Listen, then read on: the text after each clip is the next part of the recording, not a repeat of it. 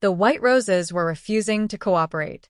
Mira's son had been working with flowers for 6 years, since the day after her father's funeral, when she'd needed something to do with her hands besides press them together in grief, and in all that time, she had learned that flowers, like people, had moods. Peonies were extravagant and demanding. Sunflowers were simple and honest. Orchids were polite but cold. White roses, on a good day, were elegant, architectural. On a bad day, like tonight, with the evening light going golden and strange through the shop's front windows, they were fragile and unruly, and it kept shedding petals no matter how carefully she handled them. Be still, she thought at them. Just be still. She pulled a bruised bloom from the arrangement and set it aside, salvageable for the compost. Nothing was ever entirely wasted. Her father had taught her that. Ajay's son had been a quiet man who believed in making use of broken things. The shop was called Petals, her small attempt at sophistication, at signaling to the world that a woman running a flower shop in a mid-sized city could still have ambitions, could still have taste. The sign above the door was hand-painted in deep forest green with gold lettering. The windows were always full. She kept the space immaculate. Refrigerated cases along the back wall, a work table worn smooth in the middle from years of stems and wire, baskets of dried lavender hanging from the ceiling rafters, filling every corner with something that smelled like summer refusing to die. She hummed as she worked. She didn't notice she was doing it, she never did.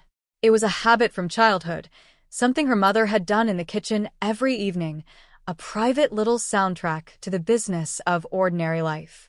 It was 6:47 p.m. on a Tuesday in October. It was, though she didn't know it, the last ordinary hour of her life for a very long time. The bell above the door chimed. She looked up with the automatic smile she gave every customer. "Welcome. Can I help you?" And felt the smile die somewhere in her throat. 2 men. Black suits, not off the rack.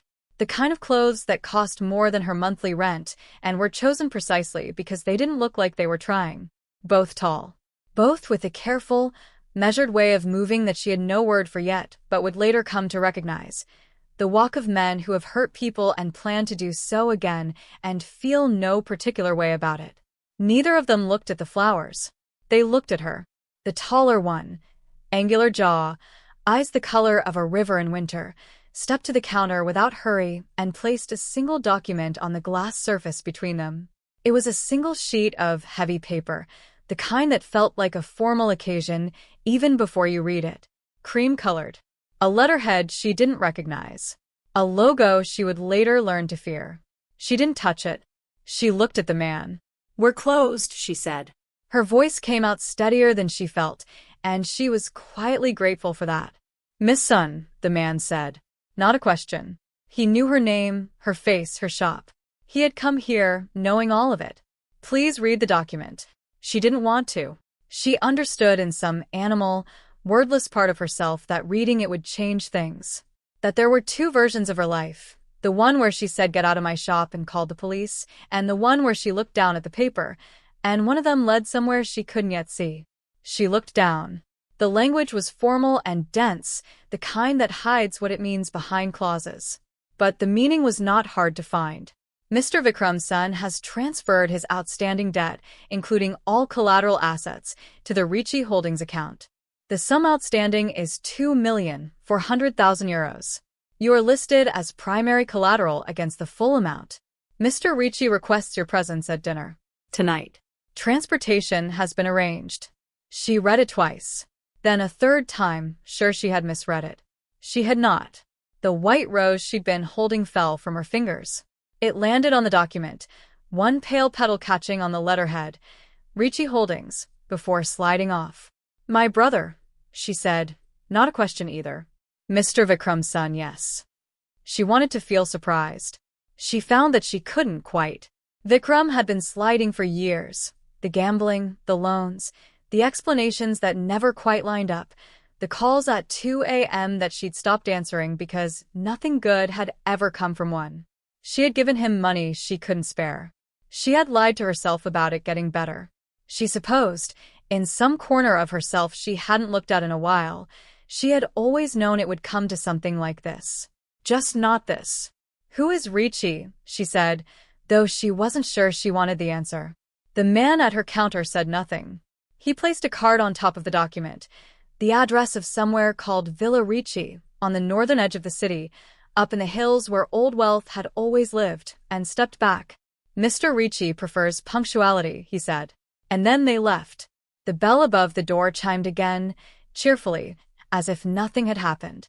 As if the world hadn't just tilted 2 degrees off its axis.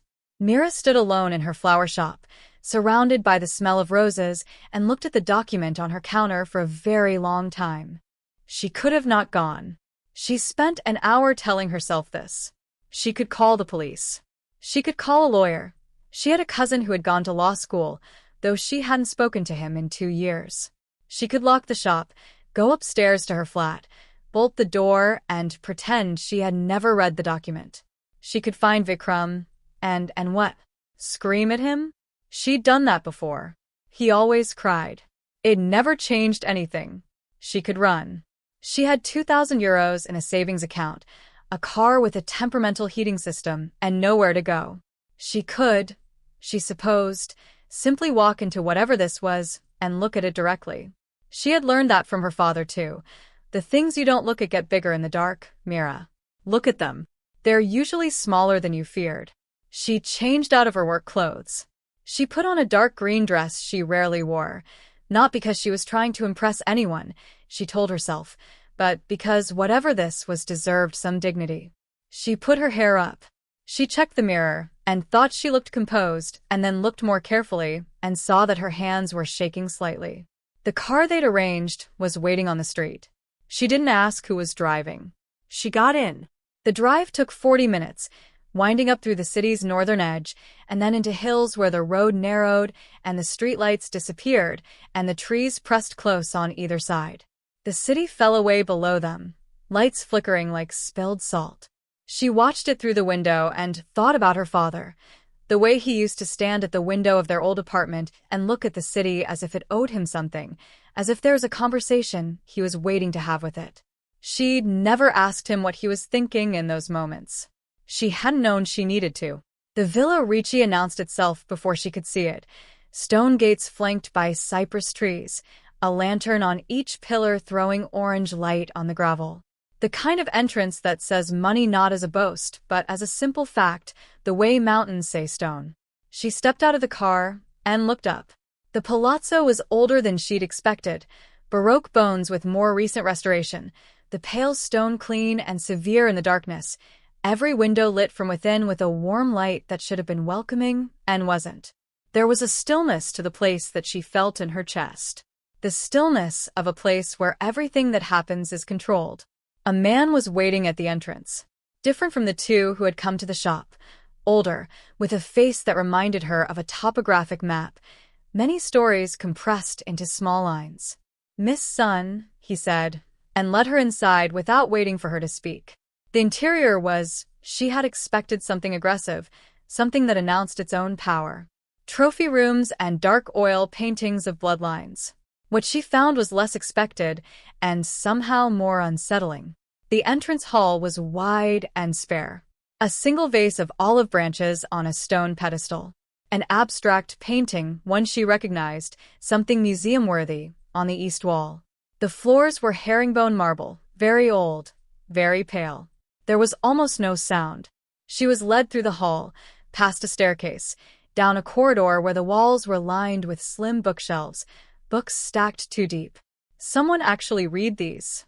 She noticed that, filed it away without knowing why. The dining room was long. 1 table. 1 man. He was sitting at the far end, a file open in front of him, a glass of red wine at his elbow. He was wearing a black turtleneck with the sleeves pushed to the elbows, and he had the kind of face that cameras would love. She thought distantly, strong jaw, dark hair silvering slightly at the temples, features that managed to be both severe and precise. His head was bent over the file. He didn't look up. She was supposed to feel afraid. She was afraid. But underneath the fear was something else she didn't have a clean name for, some alertness, some heightened attention, as if her senses had sharpened and the air in the room had become something worth noticing. She stopped at the midpoint of a table and waited. She would not walk to him, let him come to her, or at least let her stand here on her own terms. He finished the page he was reading, turned it with deliberate care, set the file aside. Then, and only then, he looked up. His eyes were dark, almost black in this light. And they were, she realized with a sudden clarity, not looking at her the way men usually looked at her. Not with the ambient assessment she'd grown used to, the quick calculation that happened in a second before people decided whether she was worth their full attention. He looked at her the way you look at something you've been waiting to see for a long time, with a strange, settled certainty, as if her arriving here had resolved a question he'd been carrying. It lasted only a moment. Then the expression was gone, replaced by something cooler and more controlled. "Miss Sun," he said. His voice was low, unhurried. Italian by way of somewhere that had sanded the accent down to an edge. "You're late." She lifted her chin. "I was given less than 2 hours' notice and no explanation. I think you can manage." Something shifted at the corner of his mouth. Not quite a smile, the acknowledgement of one. "Sit down," he said. Not a request, not quite a command. An invitation issued by someone who doesn't often need to repeat himself. She sat. Not at the far end, not next to him. She chose a chair a third of the way down, equidistant, her own territory. He noticed. He said nothing about it. They ate. Or at least food appeared. Someone she never saw brought courses with silent efficiency, and he ate, and she moved things around her plate while watching him, trying to understand what was happening. He didn't mention the document. He didn't mention Vikram, or the debt, or the word collateral, which was still sitting in her chest like a stone she'd accidentally swallowed. He asked her, with the unhurried manner of a man who had all the time in the world and intended to use it precisely, about her flower shop. "Petals," he said. "You named it yourself." "Yes." "Where did the name come from?" She told him about her father, briefly, carefully. The way Ajay had always come home with single flowers he'd bought from street vendors, how he'd press them into books and label them in his precise handwriting.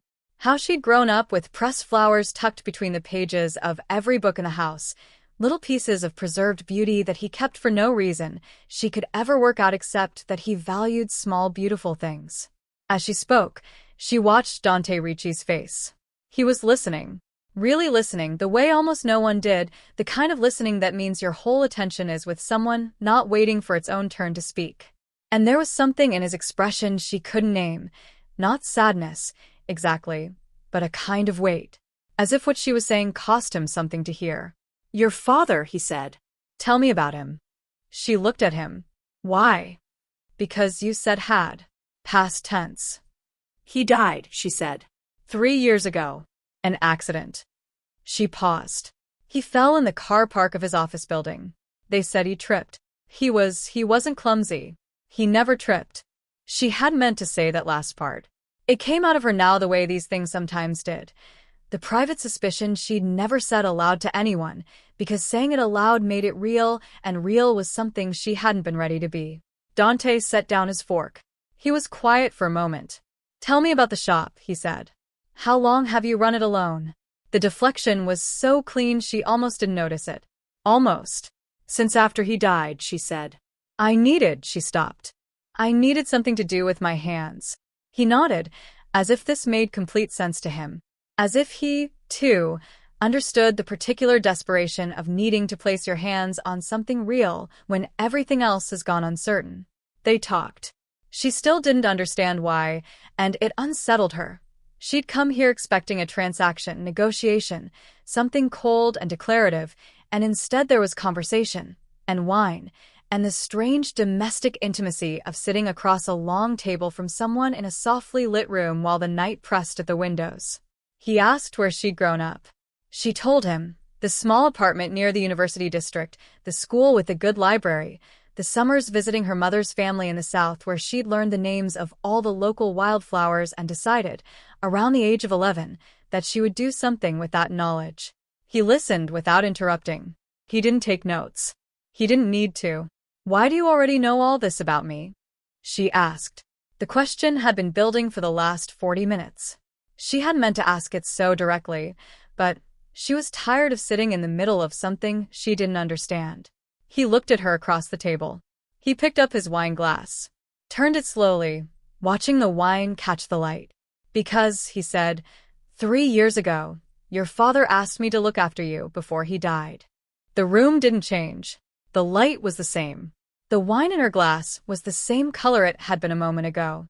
And yet the world shifted, tilted on some hidden axis, and she put her hand flat on the table to steady herself without realizing she'd done it. I'm sorry, she said. Her voice was strange in her own ears. What? Dante set down his glass. He looked at her steadily. Ajay's son, he said. Your father. He came to me 3 weeks before he died. He said he was worried. He asked me to watch over you, specifically, to find you if anything happened to him, and to ensure you were protected. She stared at him. My father, she said carefully, ran a small accounting firm for mid-sized businesses. He barely left the city. How did he know you? Because, Dante said, and there was the briefest pause, not hesitation, more the pause of a man who has decided to be truthful and is choosing precisely where to start. Your father was, for 11 years, the financial architect of the Ricci Syndicate, the invisible hand that kept my empire clean in the eyes of the law. He was my accountant, my confidant, and eventually my friend. The silence that followed had texture to it. She could feel it against her skin. No, she said. Mira. He ran an accounting firm. He had 12 employees. He was home by 6 o'clock every evening, and she stopped. She thought about the late nights she'd sometimes seen light under his study door. The calls he'd take in the car, stepping out before he answered. The way he'd once, when she was 16, put himself between her and a man who'd looked at her too long on a street corner, and how that man had taken one look at her father's face and walked away without a word. At the time she'd thought it was luck. Had filed it under things men sometimes do, under she'd been reading too much into it. She thought about the pressed flowers in the books, the quiet life, the small, deliberate pleasures he'd surrounded himself with, as if, she thought now, he needed them. As if beauty had been his way of holding onto something clean. He was protecting you, Dante said. His voice had shifted, softer at the edges, though no less controlled. Everything he built, the small life, the ordinary appearance, was intentional. He wanted you to be untouched by this world. He was very specific about that. Did he know? She stopped. Tried again. Did he know something was going to happen to him? Dante was quiet for a moment. He had concerns. I believe he felt watched. He came to me because he trusted me to keep you safe if those concerns proved founded. And you've been looking for me since. For 3 years, he said simply. I lost your trail twice. Your brother. And here, for the first time, something harder entered his voice, something with an edge. Was not helpful. She thought about Vikram. About all the times she'd wondered why he seemed nervous when she mentioned their father. How he'd sold their father's study furniture within a month of the funeral. How he'd never cried, not once, not in front of her. He knew, she said. It wasn't a question. Dante didn't confirm it, but he didn't look away either. And that was its own kind of answer. The debt, she said. The document they brought to my shop. Irrelevant, Dante said, and the flatness of it, the total, unhesitating dismissal, stopped her cold. 2,400,000 euros is not. It is not your debt, he said. It was never your debt. Whatever your brother told whoever he owed, he had no legal or moral right to list you as collateral for anything. The document is void. It was void the moment I was made aware of it. She looked at him. Then why am I here? He considered the question. For a moment, she had the unnerving sense that she was watching a man choose between several truths, deciding which one to give her tonight. Because I needed you to be somewhere safe while I managed the situation, he said finally. And because he paused. There are things your father left behind that only you can access. Things important to the continued stability of several operations. He encoded them. He told me once that you had his memory for numbers. That if anything happened to him, the key would be with you. She stared at him. I don't know what you're talking about. You will, he said. Not unkindly. When you're ready. Tonight is not about that. She looked at this man across the long table, This man who existed somewhere at the intersection of danger and control and something she hadn't expected, something that felt, disconcertingly, like genuine concern, and tried to decide how much of what he'd said was true. All of it, she thought. That was the terrifying thing. All of it felt true. You said he was your friend, she said. Yes. Then why? She stopped. Made herself ask the hard question. Why did he die in a car park? If he was worried, if he came to you, why didn't you protect him? Something moved across Dante Ricci's face then. Crossed it and was gone so quickly she might have imagined it, except that she didn't think she had. It was grief, she realized, old grief, the kind that has been handled so many times it no longer bleeds, but still aches at the seam. Because he didn't tell me he was in immediate danger, Dante said. He told me he was worried. He asked me to look after you, and I said I would, and 3 days later he was dead. A pause. I have not forgiven myself for that. I don't intend to. The honesty of it landed somewhere in her chest and sat there, warm and strange. She didn't know what to say. She looked at her wine glass, looked at the remains of the dinner, the breadcrumbs on the tablecloth, the candles burning low, the small wreckage of an ordinary meal held in an extraordinary room, and thought about her father pressing flowers into books and keeping his whole other life locked somewhere she'd never been shown. He wanted you untouched, Dante had said. She understood it. She couldn't decide yet whether she forgave it. After dinner, Dante rose. She rose too, automatically, the table's long formality falling away.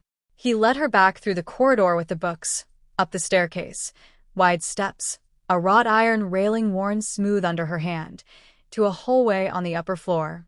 He stopped at a door and opened it. Inside, a room that was large and simple and genuinely lovely. A 4-poster bed with white linen. A writing desk by the window. On the windowsill, a small white vase with 3 white roses in it. Garden roses, she noted, the loose-petaled kind that smell of something, and the sight of them hit her unexpectedly, a small kindness she hadn't prepared for. You'll stay tonight, Dante said. Not a command, and yet she didn't think to argue. There was a practical clarity to it. She had nowhere else to be that was safer than here, and something in her had already, in the space of one dinner, recalibrated its sense of what safe meant in relation to this man. There's whatever you need in the wardrobe and bathroom. If you need anything else, press the intercom button by the door. She nodded. She stepped into the room and turned around. He was still in the doorway, looking at her. That same particular look, weighted with something she still couldn't name. As if her being here, in this room, in this house, was both necessary and unbearable. As if proximity cost him something he was willing to pay. Then he turned to leave. And stopped. His back was to her. His hand rested on the door frame, and he was still for a moment, and she could not see his face, and the back of him, broad shoulders, the dark sweep of the turtleneck, the particular stillness of a man exercising enormous restraint, was somehow more intimate than his face had been. You're safe here, Mira, he said. His voice was quiet. I gave your father my word. He walked away down the corridor. She stood in the doorway and watched him go and did not call after him, and did not look away until he turned the corner at the end of a hall and was gone. She closed the door, pressed her back to it.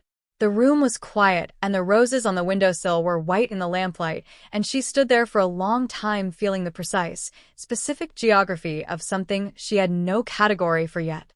Not rescued. Not imprisoned. Something in between that might, given time, become its own thing entirely. She tried to sleep. She didn't sleep.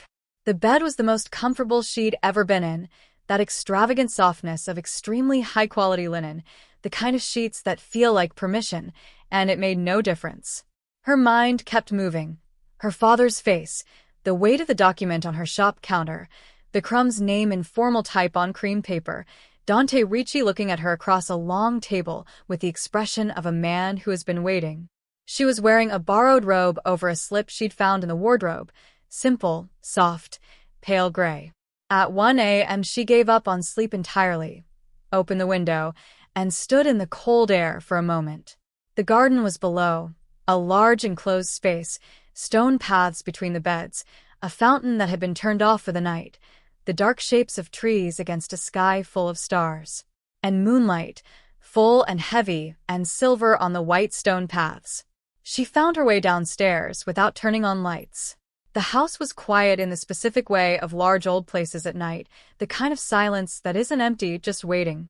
She slipped through a side door at the end of the ground floor corridor and stepped out into the garden.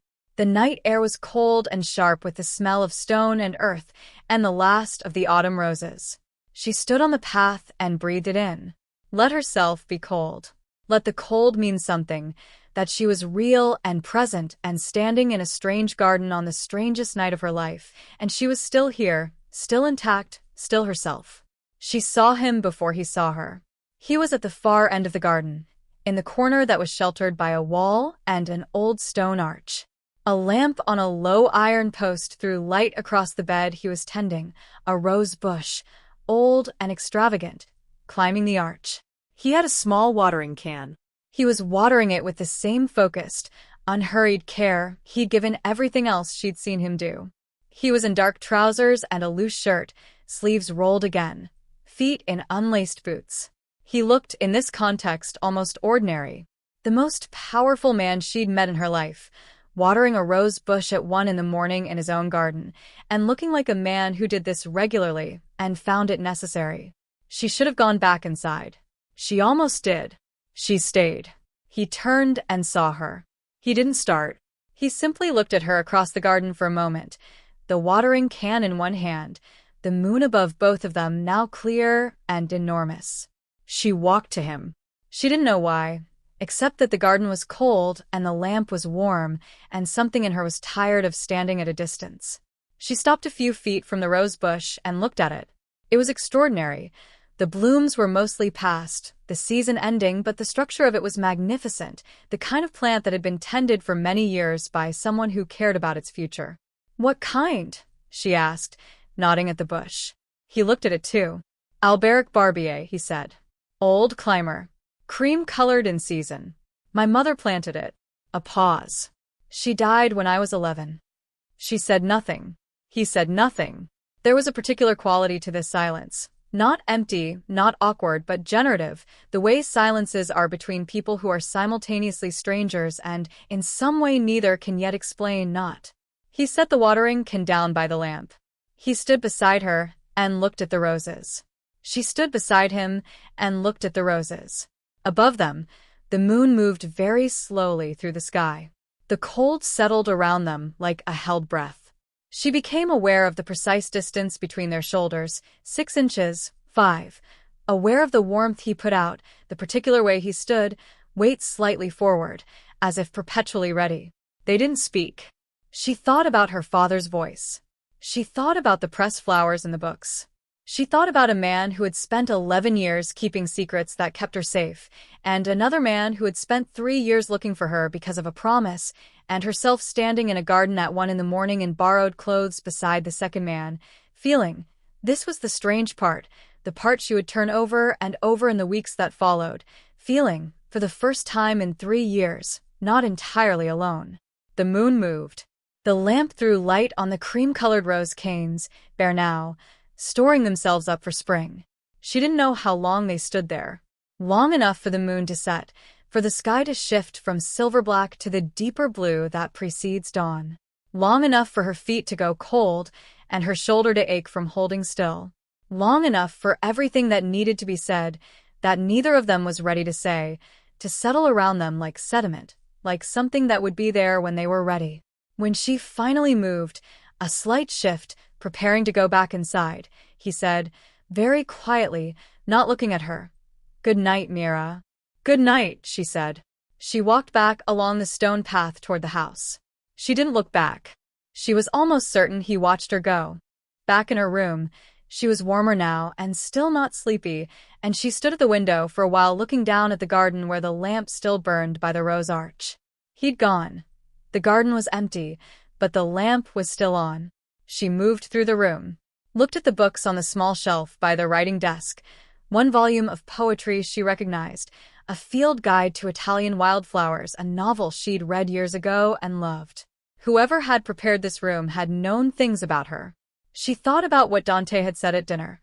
"I've been looking for you for 3 years." Had this room been waiting for her?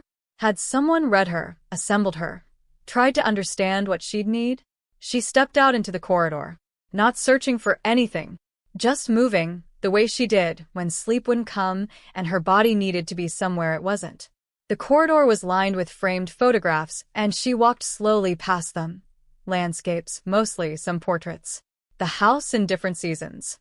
A younger Dante, with older people she didn't recognize. And then she stopped. It was a photograph in a simple dark frame, smaller than the others.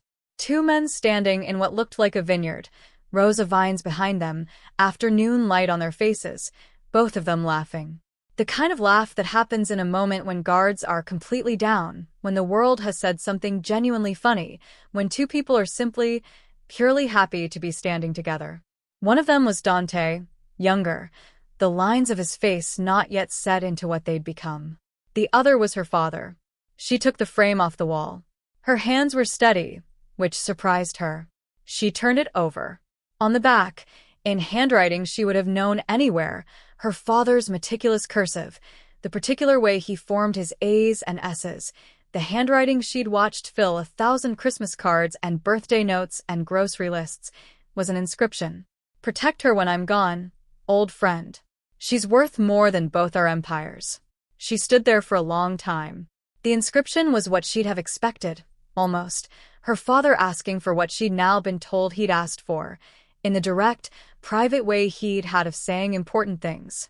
She could hear it in his voice. She could feel the weight of it, the love in it, the fear underneath the love. She turned the frame over again and looked at the two men laughing in the vineyard. She thought, when was this taken? What were they talking about?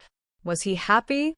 She turned it back over, looked again at the inscription. And then her eyes moved, as they always did when she was tired and her attention drifted, to the periphery, to the details, the small things. There was a date stamped in the bottom corner of the photograph. A printer's date, or perhaps a developer's, the tiny numerals you get when someone's camera settings are left on. She had to hold it close to the lamp to read it. 14.10 and the year. She read it twice. The way she'd read the document in her shop. Sure she was mistaken. Needing to confirm it. She was not mistaken. The photograph had been taken the week her father died. The same week he'd tripped in a car park and not gotten up. The same week a careful, quiet man had pressed his last flower into his last book and run out of time to press any more. She stood in the corridor of the Villa Ricci, in borrowed clothes, in the small hours of the morning, with her father's handwriting in one hand and a date in the other, and she thought, Dante was there. He was with him the week he died. She thought, he said he didn't know my father was in immediate danger. She thought, he said a lot of things tonight. She thought, and I believed all of them. Slowly, with great care, she replaced the photograph on its hook on the wall, straightened it, made sure it hung exactly as it had before. She walked back to her room and sat on the edge of the bed, in the dark, and stayed there until the light through the window changed from deep blue to the first cold gray of morning. She didn't know what she was in this house. A guest, Dante had said. Not collateral, he'd said. Mine, he'd said about her, and she'd felt something complicated at the word, something she hadn't examined yet. She knew now that there were questions she hadn't asked, that there were layers to this night she hadn't reached, that the man tending his dead mother's roses in his garden at 1 a.m. was also the man who had a photograph of her living father taken the week that father died, and had said nothing about it over dinner, and had told her she was safe, and had given her a room with white roses on the windowsill, as if he'd known what she needed before she knew herself. She didn't know if she felt rescued. She knew how beautiful a cage can be when someone who understands you builds it. She sat in the dark. She waited for morning. Subscribe to know what happened next.